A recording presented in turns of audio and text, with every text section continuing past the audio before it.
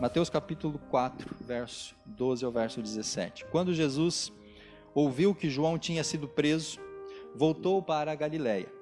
Saindo de Nazaré, foi viver em Cafarnaum, que ficava junto ao mar, na região de Zebulon e Naftali, para cumprir o que fora dito pelo profeta Isaías. E aqui então, aí Mateus faz a citação do capítulo 9 de Isaías, o verso 1 e 2, que diz assim: terra de Zebulon, terra de Naftali, caminho do mar, além do Jordão, Galiléia dos gentios, o povo que vivia em trevas viu uma grande luz, sobre os que viviam na terra da sombra da morte, raiou a luz. Amém? Raiou a luz, raiou a esperança. Jesus veio, né? Aqui é a promessa ainda de Jesus, não é o nascimento de Jesus, mas já é o anúncio do Messias.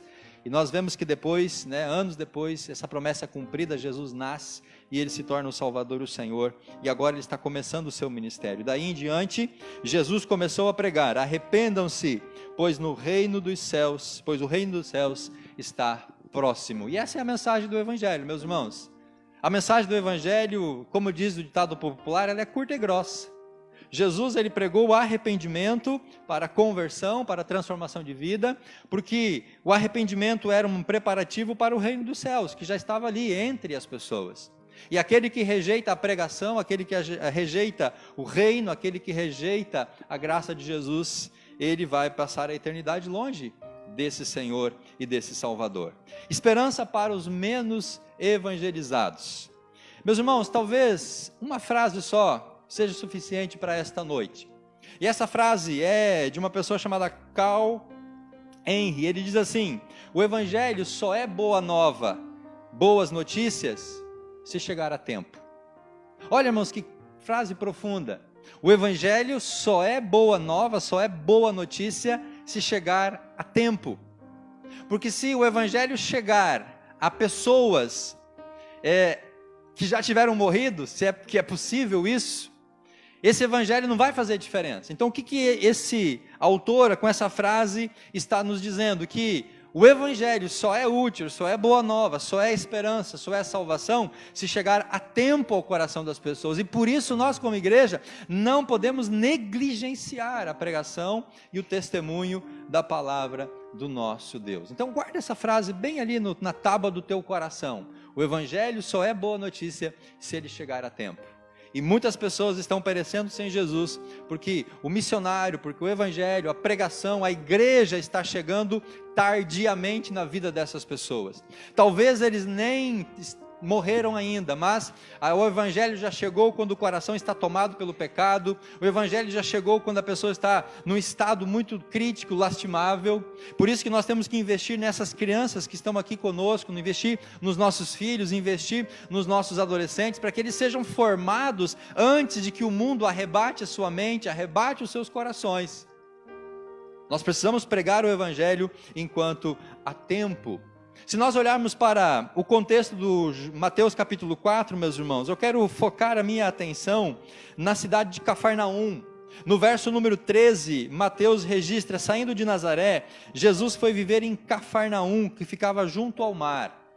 Geograficamente, tendo Jerusalém como ponto de partida ou ponto de referência, meus irmãos, a cidade de Cafarnaum foi o lugar mais distante aonde Jesus esteve, pregou, e inclusive o texto diz que ele morou. Cafarnaum ficava a 145 quilômetros, se considerarmos Jerusalém como centro. O templo estava em Jerusalém, a primeira igreja nasce em Jerusalém, então Cafarnaum era o lugar mais distante. E quando a gente pensa em povo menos evangelizados, vem à nossa mente aqueles lugares muito distantes, mas Cafarnaum, ela foi evangelizada. Cafarnaum ouviu a palavra do Senhor. E nós temos algumas referências de Cafarnaum: Mateus capítulo 4, Mateus capítulo 8, capítulo 11, capítulo 17. Depois nós vamos ler alguns textos onde fala de Jesus estando ali naquela cidade.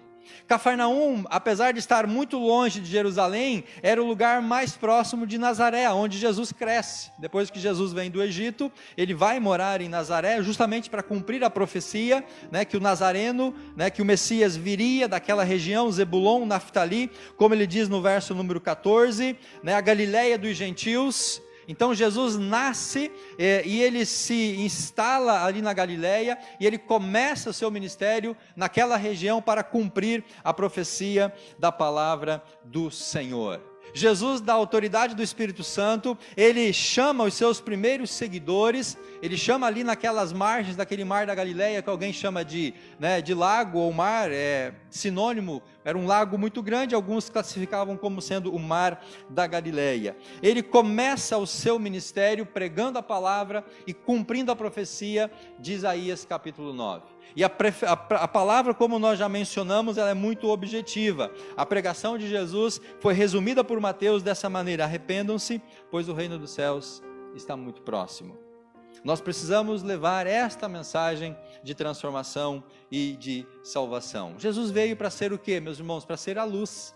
Ele veio para trazer a salvação. O verso 16 diz: o povo que vivia nas trevas, o povo que vivia na sombra da morte, esse povo viu raiar a luz, segundo diz o Evangelho Mateus. Esse povo percebeu então que agora haveria uma oportunidade de esperança. A esperança chega até aquele povo, a salvação chega até os seus corações, e agora eles podem então alcançar a graça de Jesus Cristo. Isso lhes era exigido o arrependimento, a transformação, a mudança de vida e a experimentar uma vida nova diante do Senhor. E qual é, meus irmãos, a mensagem da igreja hoje? Senão exatamente essa: levar a palavra de esperança através da pregação, do arrependimento e da mudança de vida. É isso que nós como igreja precisamos fazer. É isso que a Junta de Missões Nacionais está incentivando a igreja a fazer. É isso que você, como membro dessa igreja, também precisa fazer ainda hoje, enquanto há tempo, porque boas novas só é boas novas se chegar a tempo ao coração das pessoas. Jesus teve a sua missão aqui na terra durante mais ou menos 3 anos. Nesse tempo, ele leva a mensagem do Evangelho.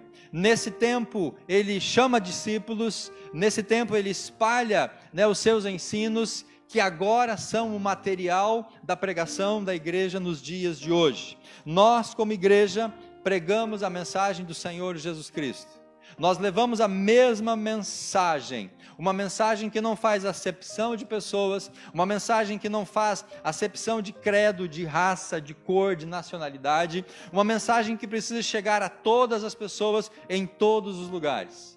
A mensagem da igreja é uma mensagem para todos. Jesus pregou para todos. Começou ali naquela região, Zebulon, Naftali, a cidade muito pequena, a Galileia dos gentios. Até sobre Jesus perguntaram se poderia vir alguma coisa boa de Nazaré, porque Jesus vem da cidade de Nazaré. A mensagem ela vem para todos. Nós temos que pregar o Evangelho para todos, porque todos aqueles que estão em trevas precisam reconhecer a luz do Senhor Jesus Cristo. Nessa região, como eu já disse, Jesus chama os seus primeiros discípulos, André, Tiago, Pedro e João. Esses discípulos foram desafiados pelo Senhor para sair e pregar a mensagem, para levar o Evangelho.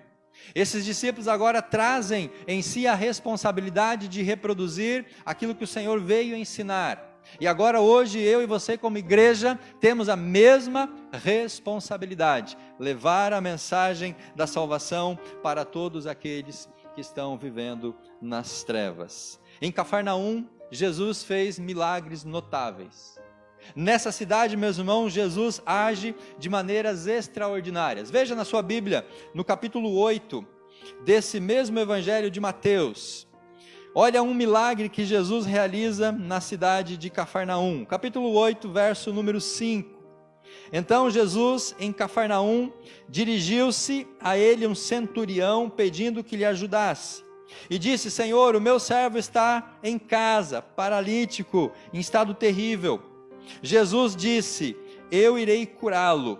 O centurião respondeu: Senhor, não mereço recebê-lo debaixo do meu teto, mas dize apenas uma palavra e o meu servo será curado. Pois eu também sou homem sujeito à autoridade, como os meus soldados são do meu comando. Eu digo a um, vai e ele vai, eu digo a outro, ele vem e ele vem. diga ao meu servo e ele faz isso e ele vai fazer. Ao ouvir isso, Jesus admirou-se e disse aos que seguiam: digo-lhes a verdade, não encontrei em Jerusalém ninguém com tamanha fé. Eu lhes digo que muitos virão do Oriente e do Ocidente, sentarão à mesa com Abraão, Isaque e Jacó no reino dos céus, mas os súditos do reino serão lançados fora nas trevas, onde haverá choro e ranger de dentes. Então disse Jesus ao centurião: vá, como você creu, assim acontecerá na mesma hora. O teu servo será curado, e o texto diz que ele foi curado. Olha, meus irmãos, que milagre extraordinário, a cura desse servo do centurião. Aonde aconteceu esse milagre? Em Cafarnaum. Eu quero registrar ainda para você mais um milagre, capítulo 17 de Mateus, verso 24 ao verso 27. Nesse texto, meus irmãos, capítulo 17, do verso 24 ao verso 27, Jesus está novamente aonde? Em Cafarnaum. Jesus disse para os seus discípulos, quando chegaram em Cafarnaum, os coletores de impostos vieram cobrar o imposto de Jesus. E aí então perguntaram para Jesus se ele pagava imposto. Mestre, o mestre de vocês não paga o imposto do templo? Aí falaram: sim, ele paga, no verso 25. Quando Pedro entrou na casa, Jesus foi o primeiro a falar e perguntou: o que você acha, Pedro? De quem são os reis da terra? De quem que eles cobram impostos? Dos seus próprios filhos ou dos outros? Dos outros, respondeu Pedro. Disse Jesus: então, os filhos estão isentos. Olha o verso 27. Mas, para que não escandalize, vá ao mar, jogue o anzol, tire o primeiro peixe que você pegar, abra a boca e você encontrará uma moeda de 4 dracmas. Pague-a, pegue-a e entregue a eles para pagar o meu imposto e o seu. Irmãos, olha que milagre extraordinário. Joga o anzol, pega o primeiro peixe, abre a boca, que lá dentro vai ter uma moeda, e Jesus falou até o valor, 4 dracmas, vai e paga o imposto. Isso aconteceu aonde, meus irmãos? Em Cafarnaum. Agora, o que é curioso nisso tudo? Juntamente com Corazim, que era uma outra cidade, e com Betsaída, foram os dos lugares de maior rejeição do Evangelho. Veja o capítulo 11 aqui de Mateus. Eu li esses 2 milagres, e estou falando sobre Cafarnaum, para a gente entender que povo menos evangelizado, necessariamente não é aquele povo que nunca ouviu a mensagem do Evangelho. Veja o capítulo 11 junto comigo, verso número 20 de Mateus. Porque aqui nesse texto, Mateus vai trazer exatamente esse castigo para estas cidades. Então Jesus começou a denunciar as cidades em que havia sido realizada a maioria dos seus milagres, dentre elas Cafarnaum, porque não se arrependeram. Guarda esse detalhezinho aí no seu coração. Jesus fez inúmeros milagres em muitas cidades, muitas delas receberam, glorificaram o seu nome, mas muitas rejeitaram. Cidades em que havia sido realizada a maioria dos seus milagres, porque elas não se arrependeram. Verso 21, ai de você Corazim, ai de você Betsaida, porque os milagres que foram realizados entre vocês, se tivessem sido realizados em Tiro e Sidom, há muito tempo elas se teriam arrependido, vestindo roupas de saco, cobrindo-se de cinzas. Mas eu lhes afirmo, no dia do juízo haverá menor rigor para Tiro e Sidom do que para vocês. Agora veja o verso 23. E você, Cafarnaum, a mesma Cafarnaum onde Jesus começa o seu ministério, a mesma Cafarnaum onde ele cura o servo do centurião, a mesma Cafarnaum onde Pedro pesca aquele peixe com a moeda na boca. Você, Cafarnaum, será elevada até ao céu? É uma pergunta. Você vai ir ao céu? Não, é a resposta. Você descerá até o Hades. Por quê? Se os milagres que em você foram realizados, tivessem sido realizados em Sodoma, lá no Antigo Testamento, a cidade que foi destruída, ela teria permanecido até hoje. Então o que Jesus está dizendo? Olha, se lá tivesse acontecido os milagres que aconteceram em Cafarnaum, Sodoma teria sido poupada da destruição. Verso 24: mas eu lhes afirmo que no dia do juízo haverá menor rigor para Sodoma do que para você. O lugar onde Jesus começa o seu ministério, o lugar onde ele mora, segundo Mateus registra, aonde milagres, esta cidade vai ser condenada por quê?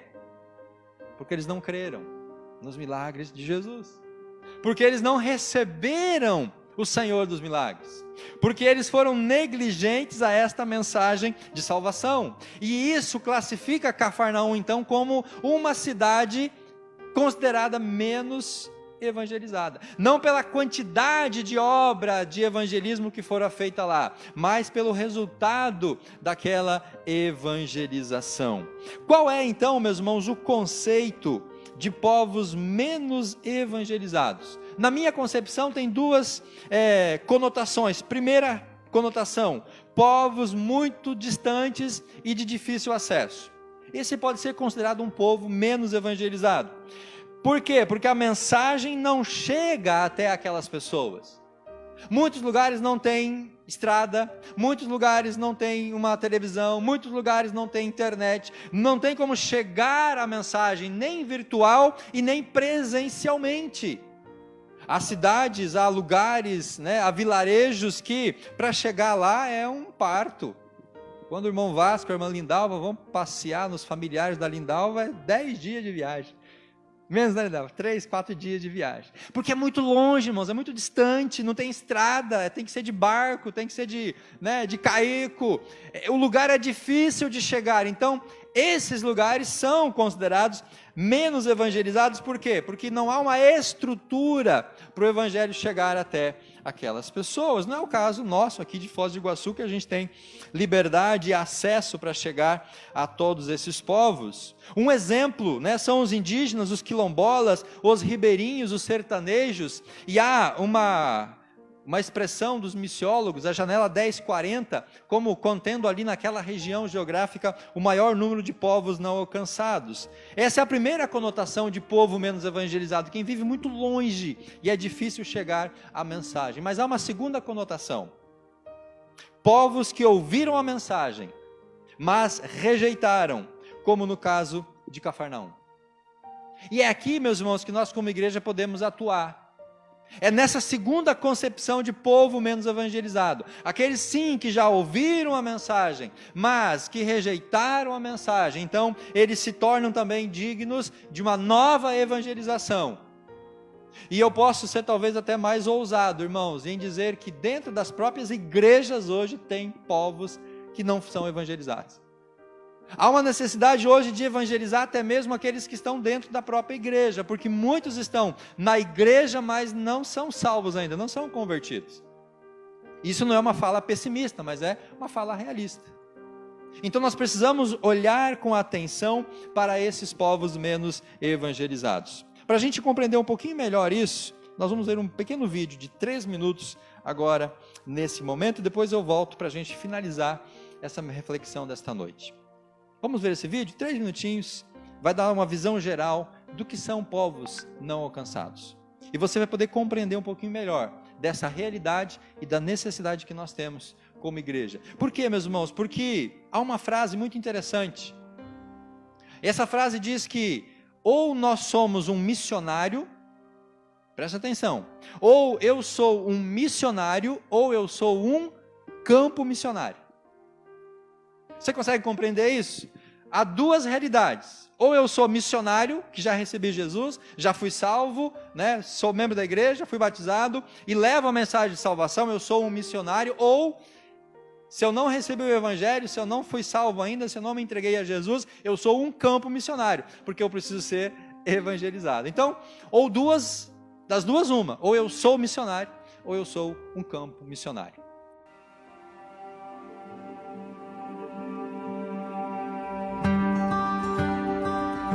O que é um PNA? PNA é uma abreviação para povos não alcançados, mas para entender o que isso significa, devemos primeiro analisar a palavra povos. Quando Jesus disse a seus discípulos, ide e fazei discípulos de todas as nações, as palavras gregas que ele usou eram tha ethne, que significa todos os grupos étnicos ou povos. Então, o que é um povo? Um povo é basicamente um grupo de indivíduos que têm uma mesma história, língua, crença e identidade. São praticamente um grupo de pessoas que considera nós e todos os outros eles. Embora existam cerca de 196 países no mundo hoje, existem mais de 16 mil povos distintos. Vamos pegar o Paquistão, por exemplo. Essa é uma nação, de acordo com os limites geográficos, mas etnicamente o Paquistão tem mais de 400 nações distintas, ou povos, dentro de suas fronteiras. Cerca de 7 mil dos 16 mil povos são considerados PNAs, ou povos não alcançados. Um povo é considerado não alcançado se menos de 2% de sua população é cristã evangélica, ou seja, não existem verdadeiros crentes o suficiente para evangelizar e discipular o restante do seu próprio povo. Quase 3 bilhões de pessoas se enquadram nessa categoria. Mais de 3 mil desses 7 mil povos não alcançados são considerados PNAI, ou seja, povos não alcançados isolados. Esses povos não têm igrejas, não existem crentes entre eles, não há missionários e não tem ninguém ativamente focado em alcançá-los. 95% de todos os povos não alcançados estão localizados na parte do mundo entre 40 graus de latitude e 10 graus de longitude, que se estende do norte da África para o sudeste asiático. Chamamos isso de janela 1040. É na janela 1040 que a maioria das grandes religiões não cristãs tem influência. Neste cinturão encontramos povos tribais, hindus, ateus, incluindo muitos chineses, muçulmanos e budistas.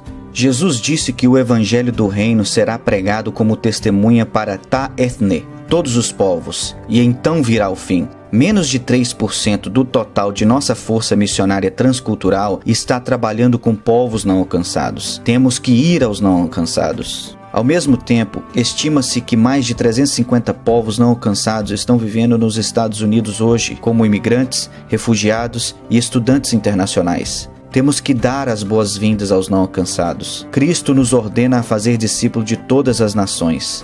Jesus está vivo. Sua missão para nós é clara. No entanto, a tarefa continua inacabada. Juntos, podemos mudar isto.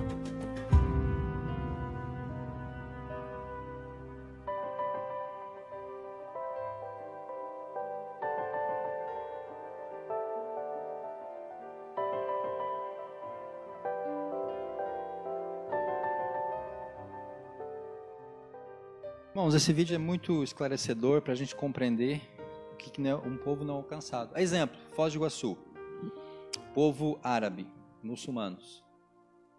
Tem 2% de cristãos vivendo entre os muçulmanos? Você acha que tem 2% de cristãos entre os muçulmanos aqui em Foz do Iguaçu? Acredito que não. Ou seja, então ele é um povo não alcançado, porque povo não alcançado é aquele que tem menos de 2% de cristãos. Então, eles não conseguem evangelizar a si mesmos. E aqui a gente pode abrir a mente, então, para todas essas realidades. Vamos pegar um outro exemplo, né? Imigrantes venezuelanos, que é a última onda que chegou no Brasil, né? Teve os haitianos, depois, fugiu o nome, os sírios, e agora a onda dos venezuelanos. Será que 2% desses venezuelanos que vieram para Foz do Iguaçu são cristãos? Se não são cristãos, se menos de 2% deles forem cristãos, eles também se tornam um povo não alcançado. Compreenderam a ideia, meus irmãos? Então, se pegarmos os venezuelanos que vieram para Foz do Iguaçu, esse grupo, ele é considerado um povo não alcançado.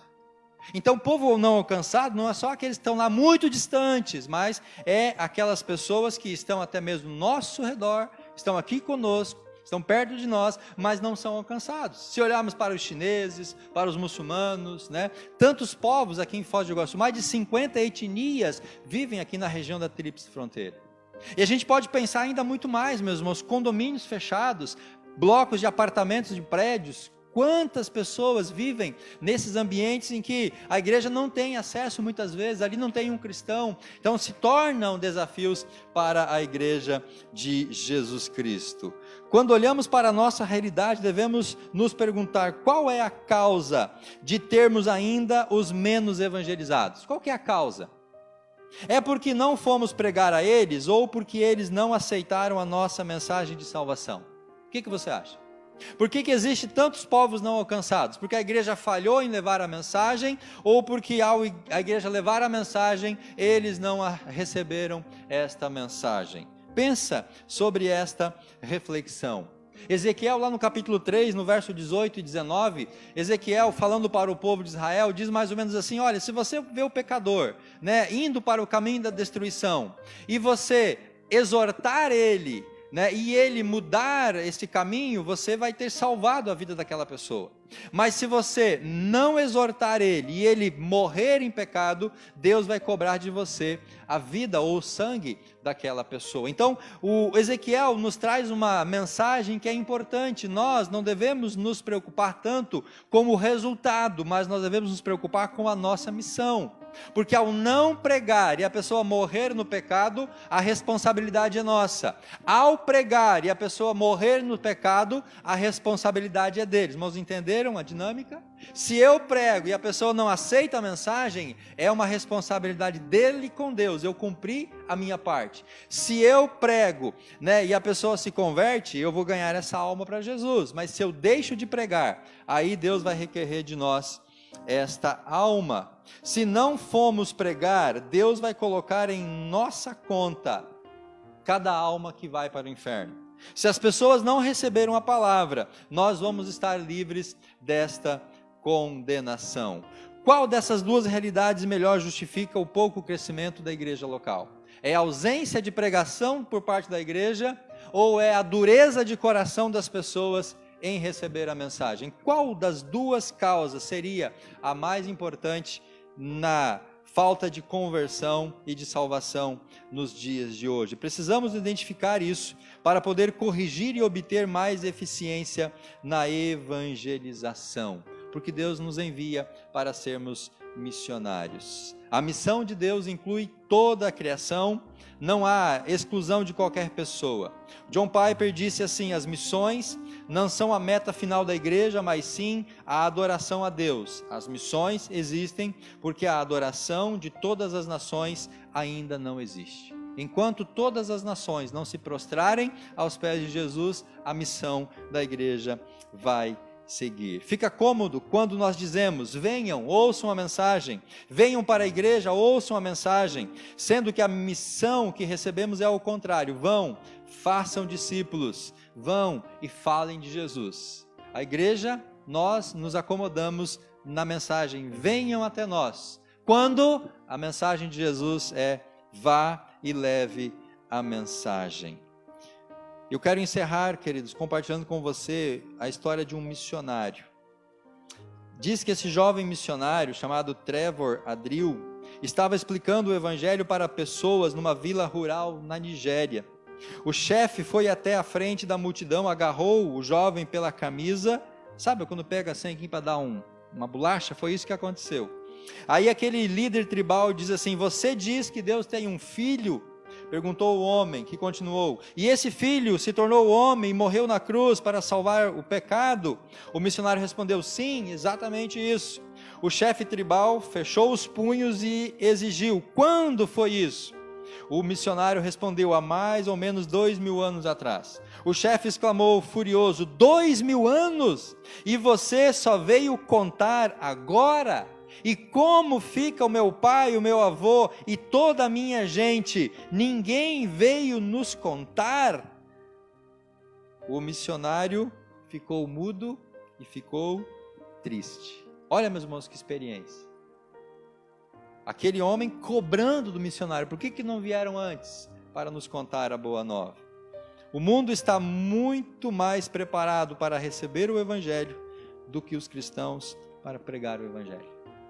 Fica de pé, meu irmão, vamos orar por nós, pela nossa igreja, vamos orar pela campanha de missões, vamos orar para que Deus alcance vidas através da minha, da sua vida. Eu e você, nós fomos alcançados para levar essa mensagem.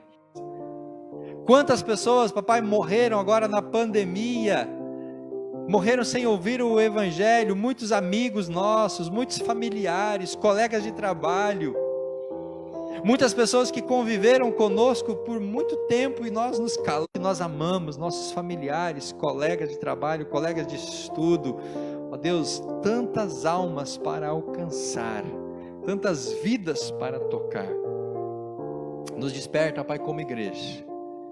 Nos desperta como igreja. E mesmo que essas pessoas possam e venham, quem sabe, a reagir como Cafarnaum, aonde Jesus começa o ministério, onde Jesus faz inúmeros milagres, mas eles não se converteram, eles não se arrependeram.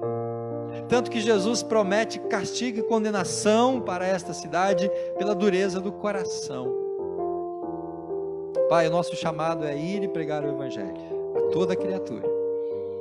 Quem convence do pecado, da justiça e do juízo é o Espírito Santo. Que possamos ser uma igreja missionária. E que muito mais jantares como esse de sexta-feira aconteçam, ó Pai, de vidas sendo resgatadas, vidas sendo transformadas, famílias sendo transformadas, casamentos restaurados, jovens libertos das drogas, ó Deus, crianças sendo acolhidas e alcançadas pela graça e pela misericórdia. Ó Papai, são tantas pessoas que precisam da Tua graça, de esperança, a esperança que está em Jesus. E nós não podemos guardar para nós essa esperança. Jesus é a esperança. Vamos proclamar esta mensagem. Essa é a nossa oração, Deus, em nome de Jesus. Amém. E graças a Deus. Vamos adorar a Deus.